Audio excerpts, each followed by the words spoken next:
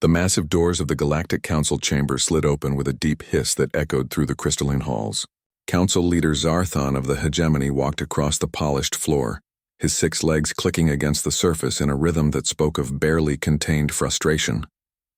Behind him, representatives from 12 different species followed in formation, their various forms of locomotion creating a symphony of alien movement sounds. The holographic display in the center of the chamber showed a planet that made even the most hardened space explorers feel uncomfortable. Kepler 442c rotated slowly in the blue light, its surface a maze of jagged crystal formations and swirling storm systems that never seemed to end. The data scrolling beside the image told a story that had become all too familiar to the council members gathered today. Zarthon's translator device crackled to life as he spoke to the assembled representatives. The Zephyrians sent their best colony ship to Kepler 442c 6 months ago, and within 3 hours every life sign had vanished from their sensors.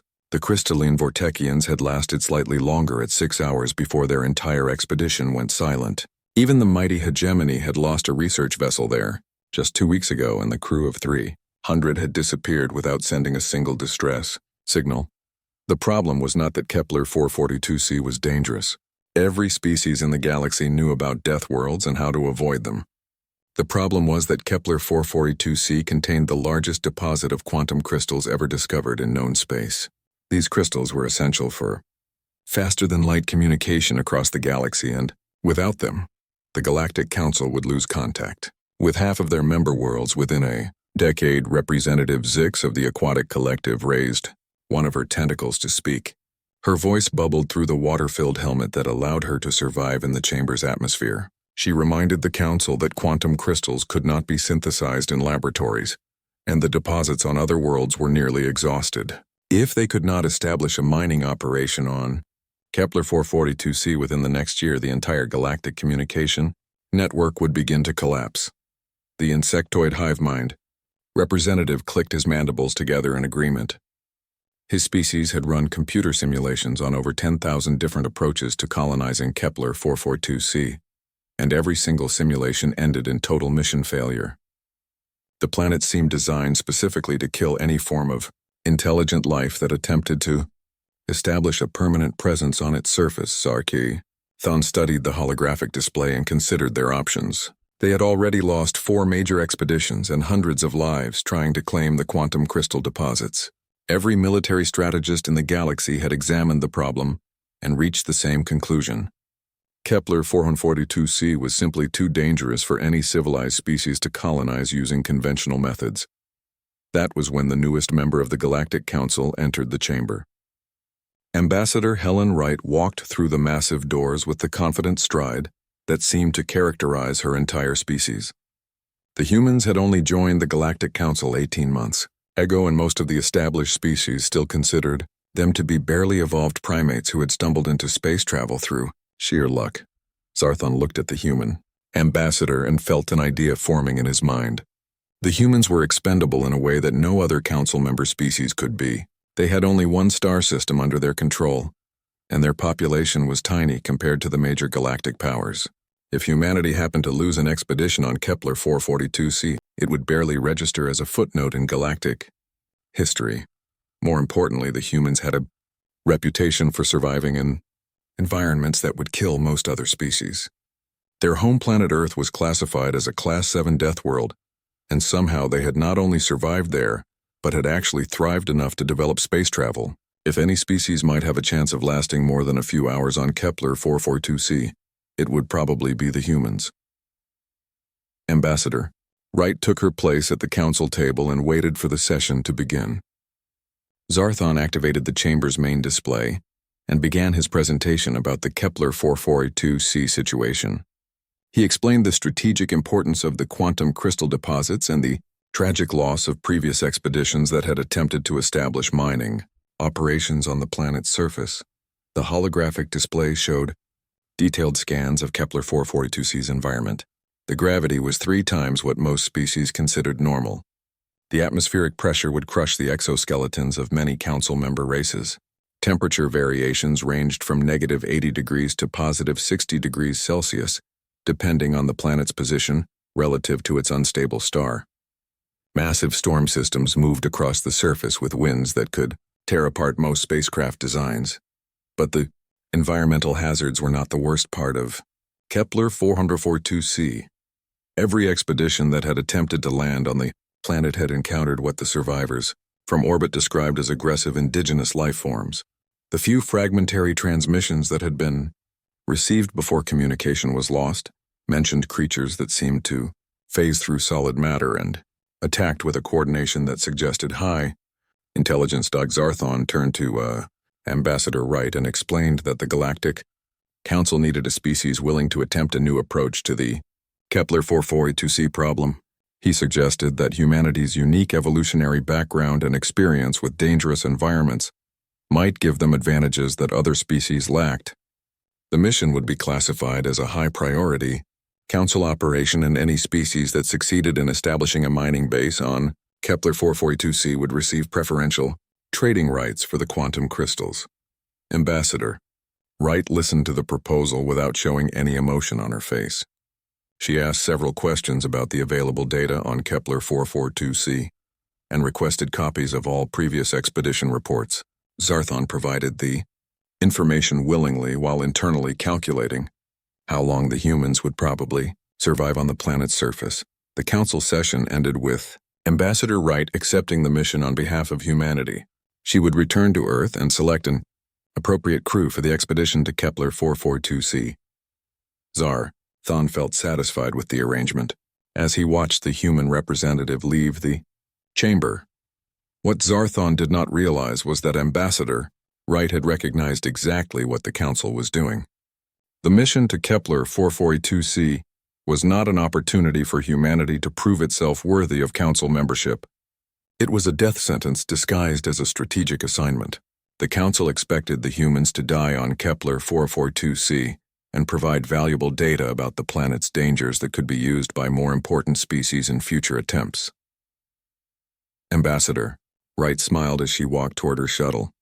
The Galactic Council was about to learn something very important about humanity. When other species saw an impossible mission, humans saw an interesting challenge. When other species saw a Deathworld, humans saw a new home that just needed a little work to make it comfortable. The UES Defiance dropped out of hyperspace at the edge of the Kepler 442c system, and Captain Jake Morrison felt his stomach drop as he got his first real look at their destination. The planet hung in space like a malevolent jewel, its surface covered in crystalline formations that caught the light from the system's unstable star and threw it back in sharp, angry flashes. Even from this distance, the crew could see massive storm systems moving across the surface with a violence that made Earth's worst. Hurricanes looked like gentle summer breezes. Engineer Lisa Park stood beside Morrison at the main viewport and whistled softly as she studied the sensor readings. The gravity readings were showing 3 times Earth normal, which meant every step on the surface would feel like walking through thick mud while carrying a heavy pack. The atmospheric pressure was high enough to crush most spacecraft that were not specifically designed for deep ocean work on Earth. The temperature swings were extreme enough to crack metal and shatter most building materials within hours. Dr. Alex Kane was hunched over his workstation analyzing the biological scans of the planet's surface. His xenobiology training had prepared him for strange alien life forms, but the readings from Kepler 442c were unlike anything in the galactic databases. The life signs were massive, measuring over 8 meters in length, and they seemed to move through solid rock as easily as walking through air. The computer kept flagging these readings as sensor errors because the movement patterns were impossible according to known physics. Security Chief Maria Santos was reviewing the weapons inventory and frowning at what she found. The previous expeditions had all carried standard galactic military equipment designed for fighting other civilized species. The weapons were built for precision and efficiency against opponents who followed the established rules of warfare. Looking at the data from Kepler 442c, Santos realized they would be fighting something that had never heard of. Rules Communications Officer Ben Clark was monitoring the long-range sensors and tracking the debris fields that marked the locations where previous expeditions had died. The Zephyrian colony ship had been torn apart so completely that the largest piece of wreckage was no bigger than a shuttle. The Vortekian expedition had simply vanished with no debris field at all. The hegemony research vessel had crashed into the planet's surface, and the impact crater was still visible from orbit. Morrison called his crew together in the main briefing room and activated the holographic display. The image of Kepler 442c rotated slowly between them, while data streams scrolled past showing everything they knew about their target. Morrison looked at each member of his crew and realized that the Galactic Council expected every one of them to be dead within hours of landing on the planet's surface. The landing site had been selected based on proximity to the largest quantum crystal deposits and the relatively stable weather patterns in that region. Morrison used the term relatively stable loosely, since the area still experienced temperature swings that would freeze or boil most known life forms. The closest landing zone that might accommodate their shuttle was a flat crystalline plain surrounded by jagged rock formations that rose over a kilometer into the toxic atmosphere. Lisa Park had spent the last 3 days modifying their shuttle for the extreme conditions they would face on Kepler 442c. She had reinforced the hull to withstand the crushing atmospheric pressure and installed additional heating and cooling systems to handle the temperature variations. The landing thrusters had been upgraded to handle the heavy gravity, and the life support systems had been modified to filter out the toxic gases that made up most of the planet's atmosphere. Dr. Kane had prepared sample collection equipment that could function in the hostile environment, and survival gear that might keep them alive long enough to establish a base camp. His analysis of the previous expedition reports suggested that the indigenous life forms were highly aggressive and attacked without provocation. Every species that had encountered these creatures had been overwhelmed within hours despite carrying advanced military equipment. Santos had requisitioned every piece of portable defensive equipment available on the Defiance. The standard energy weapons carried by most galactic military forces had proven ineffective against whatever lived on Kepler 442c. She had also packed explosive charges, projectile weapons, and several experimental devices that Earth military had developed but never field tested. Clark had prepared communication equipment that could maintain contact with the Defiance even through the electromagnetic interference that surrounded Kepler 442c.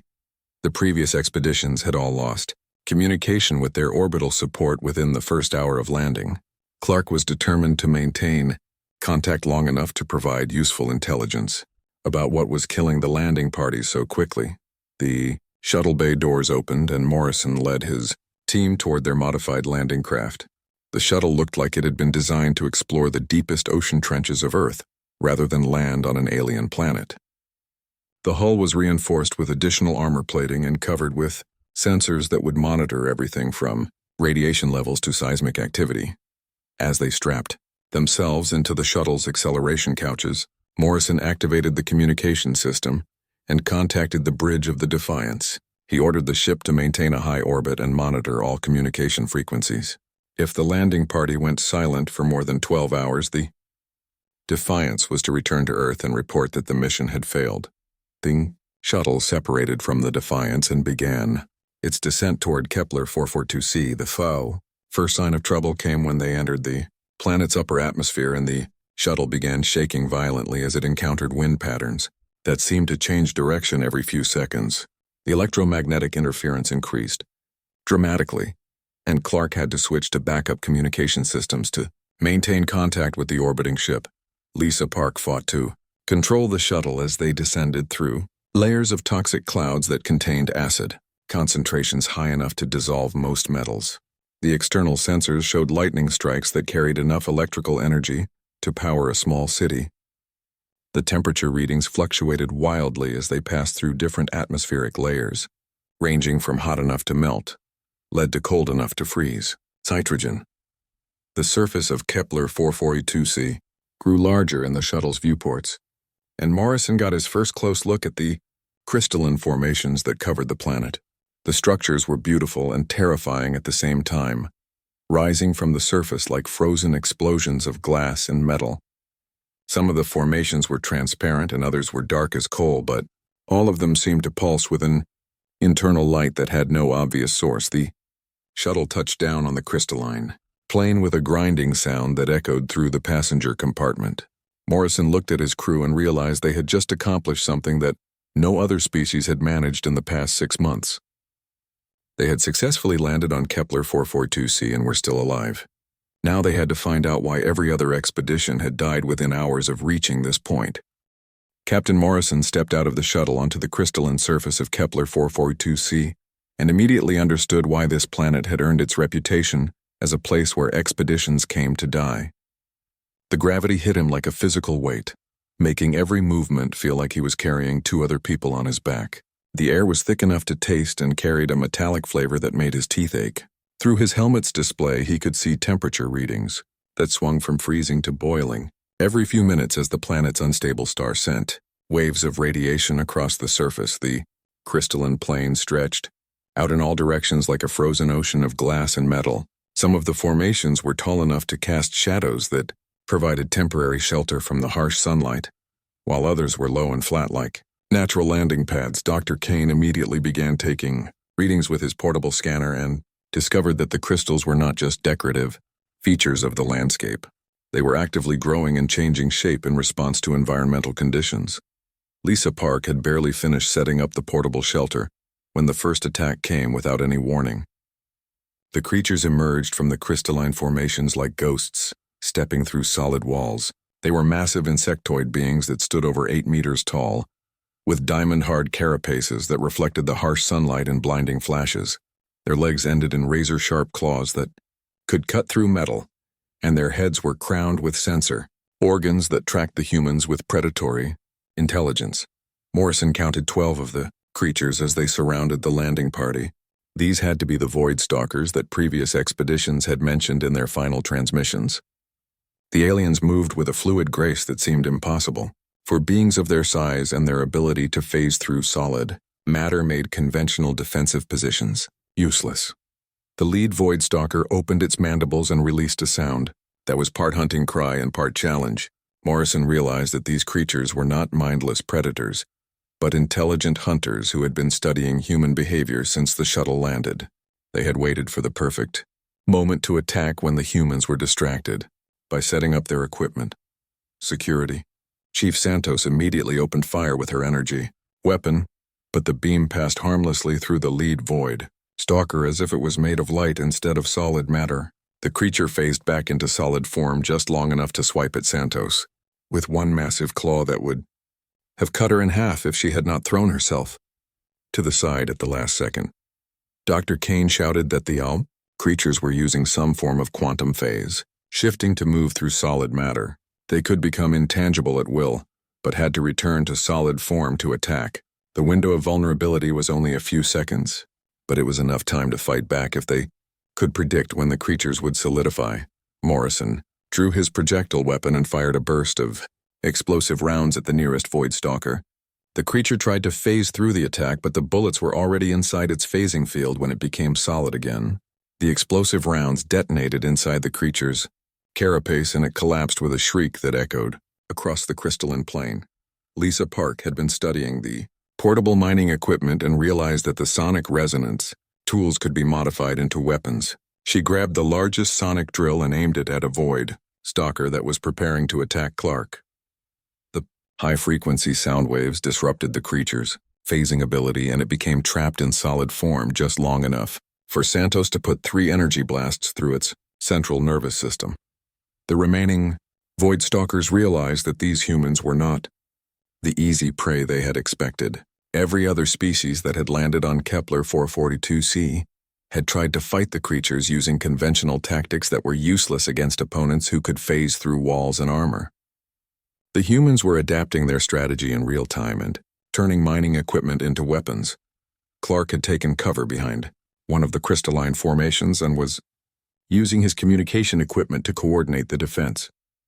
He realized that the Void Stalkers were pack hunters who relied on overwhelming their prey with coordinated attacks. By disrupting their coordination with sonic weapons and explosive rounds, the humans could turn the creatures' numbers against them. Dr. Kane made a discovery that changed everything about how they understood the Void Stalkers. His scanner readings showed that the creatures were not randomly aggressive predators, but territorial guardians who were defending specific areas of the crystal formations. The quantum crystals that the humans had come to mine were actually part of a complex ecosystem that the Void Stalkers had been protecting for thousands of years. Morrison called for a tactical retreat to the shuttle while Santos and Park provided covering fire. The remaining Void Stalkers pursued them, but seemed reluctant to venture too far from the crystal formations they were guarding.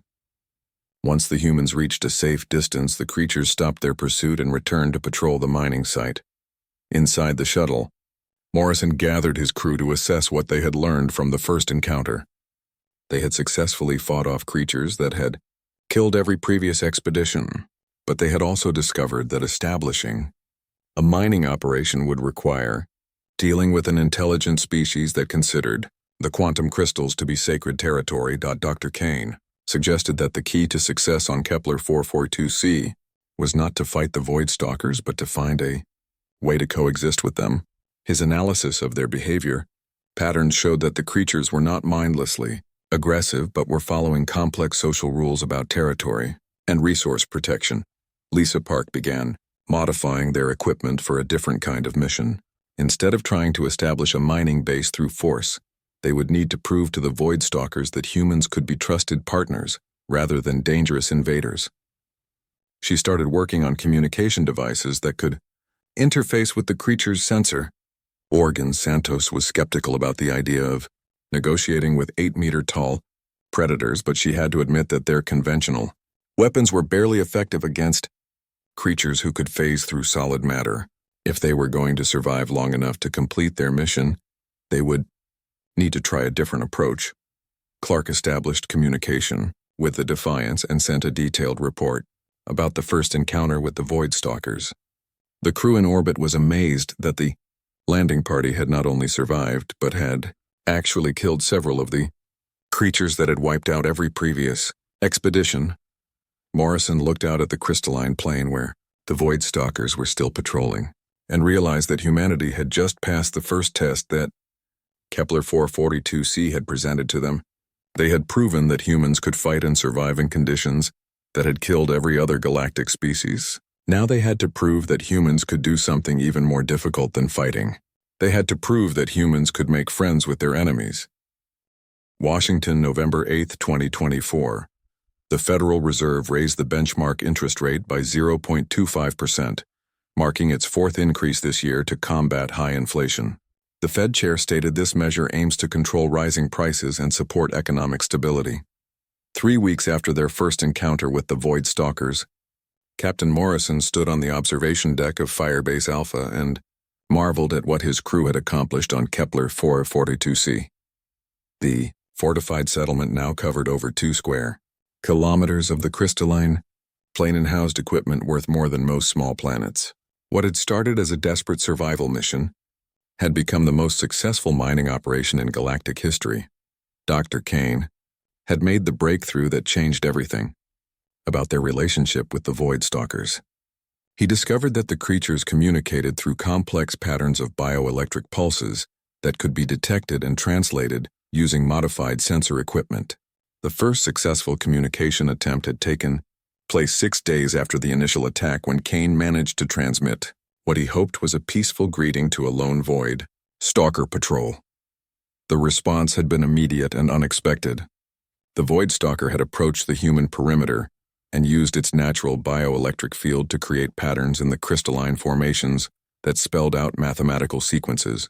Kane realized that the creatures were testing human intelligence and trying to establish whether the newcomers were capable of complex thought. Lisa Park had spent 2 weeks working on atmospheric processors that could create breathable air pockets within the toxic environment of Kepler 442c. Her design used the planet's natural electromagnetic fields to filter out dangerous gases and regulate temperature within contained areas. The result was a series of interconnected domes that allowed humans to work without environmental suits for extended periods. The mining operation itself had exceeded every projection that the Galactic Council had made for quantum crystal extraction. The humans had developed techniques that allowed them to harvest crystals without damaging the surrounding ecosystem that the Void Stalkers protected. Instead of blasting through the formations with heavy equipment, they used sonic resonance tools to separate individual crystals from their matrix without causing structural damage. Security. Chief Santos had established defensive positions around Firebase Alpha that took advantage of the planet's unique geography. The crystalline formations could be modified to create perfect cover from energy weapons, while the unstable electromagnetic fields provided natural jamming against most forms of advanced targeting systems. Any attacking force would find themselves fighting in an environment that favored defenders who understood how to use the terrain. Communications. Officer Clark maintained regular contact with the Defiance and sent daily reports back to Earth and the Galactic Council. His transmissions described a mining operation that was extracting quantum crystals at 10 times the rate of any previous attempt while maintaining 0 casualties among the human crew. The reports were so positive that Council observers initially dismissed them as fabricated propaganda. The turning point in human Void Stalker relations came when Dr. Kane discovered the true purpose of the EO creature's presence on Kepler 442c. The planet was not naturally a death world, but had been artificially modified by an ancient civilization as a testing ground for potential spacefaring species. The Void Stalkers were guardians left behind to eliminate visitors who showed aggressive or destructive tendencies while protecting those who demonstrated intelligence and respect for the ecosystem. Morrison realized that every previous expedition had failed because they had approached Kepler 442c as a resource to be conquered rather than a world to be understood. The Zephyrians had tried to establish their colony through force and had been eliminated when they began strip mining the crystal formations. The Vortekians had attempted to terraform the entire planet to suit their needs and had triggered defensive responses that wiped out their entire expedition.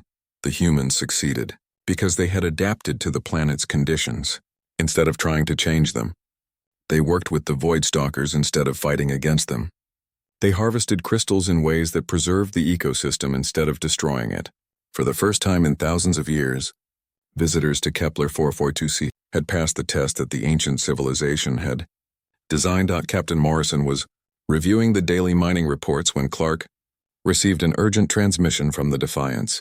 A Galactic Council fleet had arrived at the edge of the system and was demanding immediate communication with the human expedition. Morrison felt his stomach tighten as he realized that their success had attracted exactly the kind of attention they did not want. The fleet commander identified himself as Admiral Zekthon of the Hegemony military and declared that the human mining operation on Kepler 442c was being terminated immediately. He stated that humans lacked the technological sophistication to safely extract quantum crystals and that the operation would be transferred to more qualified species.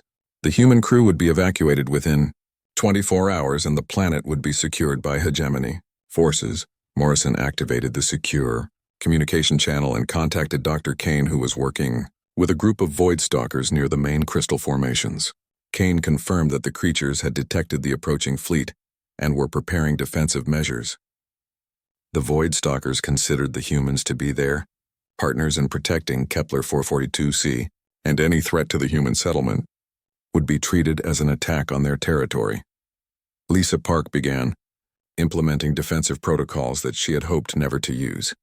The atmospheric processors could be converted into electromagnetic pulse generators capable of disabling ship systems within a 50-kilometer radius. The mining equipment could be reconfigured as kinetic weapons that fired crystal fragments at velocities high enough to penetrate military armor. Santos coordinated with the Void Stalker patrols to establish integrated defensive positions around Firebase Alpha. The creatures could phase through enemy shields and attack ships from inside their hulls, while human weapons provided cover fire and electronic warfare support. The combination of human technology and Void Stalker abilities created a defensive capability that no military force in the galaxy had ever encountered. Morrison faced the most difficult decision of his military career. He could surrender Firebase Alpha to the Galactic Council and return to Earth as ordered, abandoning everything his crew had built on Kepler 442c. He could attempt to negotiate with Admiral Zekthon and hope that diplomatic solutions could resolve the situation peacefully. Or he could stand and fight against impossible odds while trusting that human ingenuity and Void Stalker alliance could overcome superior numbers and firepower. Clark intercepted communications between the Hegemony ships and discovered that their mission was not rescue and evacuation as Admiral Zekthon had claimed. The fleet had orders to eliminate all human presence on Kepler 442c, and establish a hegemony mining base, using the data that the human expedition had gathered about Voidstalker behavior patterns. Morrison realized that the Galactic Council had never intended for the human mission to succeed. They had expected the humans to die quickly and provide intelligence about Kepler 442c's defenses that could be used by later expeditions.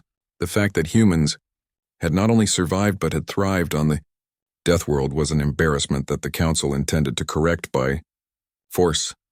The captain looked out at Firebase Alpha, where humans and Void Stalkers worked together to prepare for the coming battle.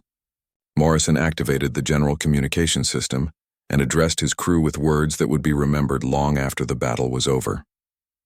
He told them that they had proven humans belonged among the stars, and that no alien force would take away what they had earned through courage and determination. The battle for Kepler 442c began at dawn when Admiral Zekthon's fleet moved into attack formation above Firebase Alpha. Captain Morrison watched from the command center as 12 hegemony warships descended through the planet's atmosphere with their weapons charging for orbital bombardment. The Admiral had expected to find a small human outpost that could be eliminated with a single devastating strike. Instead, he found a fortified settlement defended by creatures that his military databases claimed were impossible to defeat. Dr. Kane stood beside a massive Void Stalker named Echo, who had become the unofficial leader of the creatures working with the humans. Through their bioelectric communication system, Kane could sense that Echo and his pack were eager to defend their new human partners.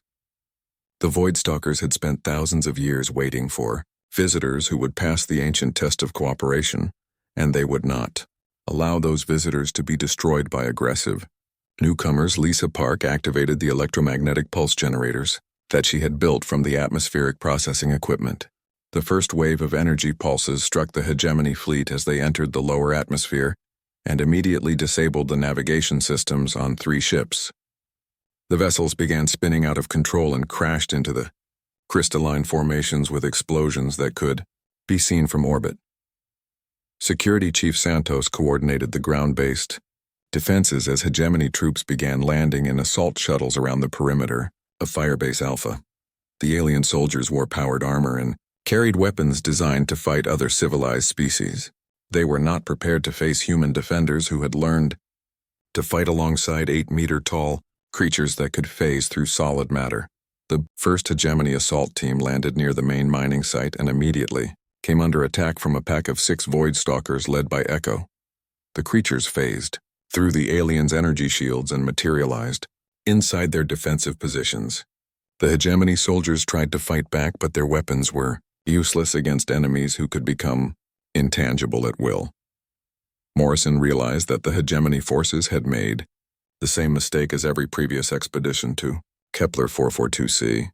They were trying to fight the planet using conventional military tactics that assumed their enemies would follow the established rules of warfare.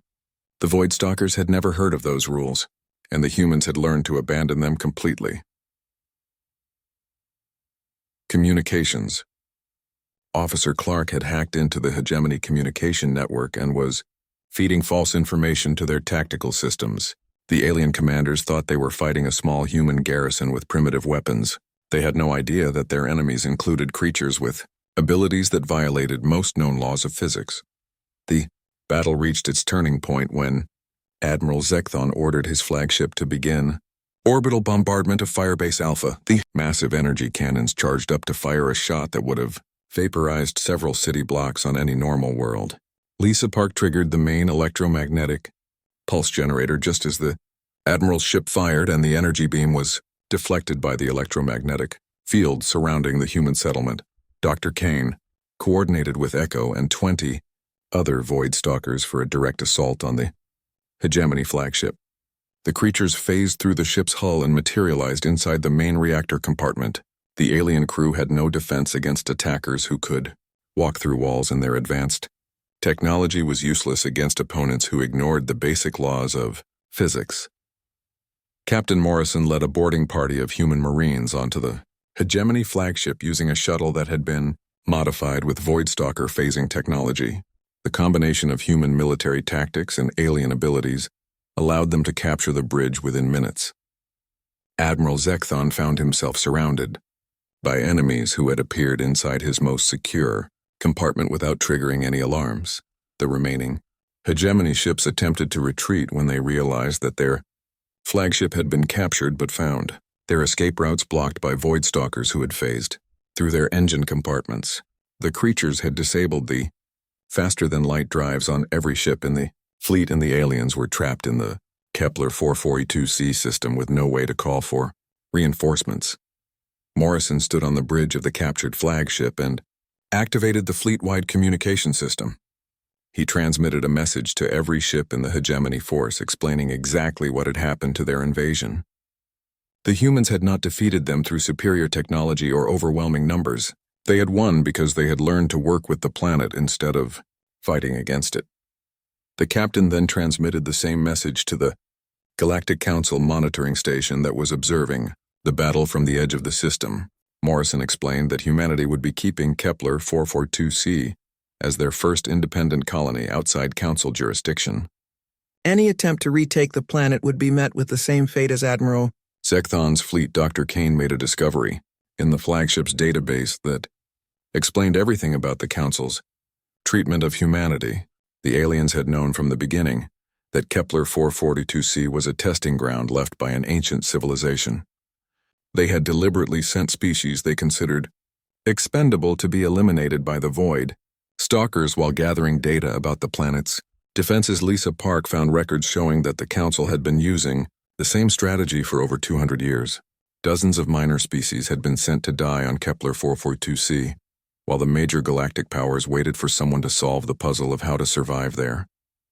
The humans had been intended as just another expendable test. Subject Santos discovered that the hegemony had been planning to use the human-gathered intelligence to establish their own mining operation on Kepler 442c after eliminating the human presence.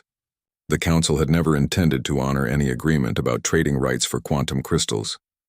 They had planned to take everything and give humanity nothing in return. Morrison realized that the battle for Kepler 442c was about much more than mining rights or territorial disputes.